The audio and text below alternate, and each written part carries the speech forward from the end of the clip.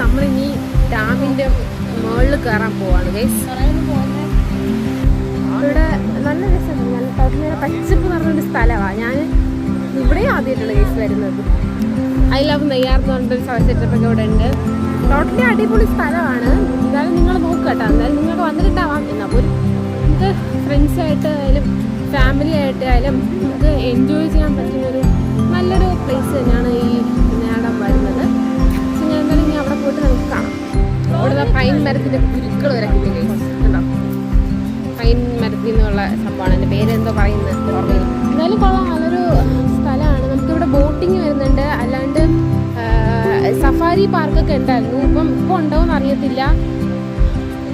പിന്നെ എന്താണ് ക്രൊക്കഡൈലിൻ്റെ മുതലയുടെ വിസിറ്റിംഗ് പ്ലേസ് ഉണ്ടെന്ന് പറയുന്നുണ്ട്.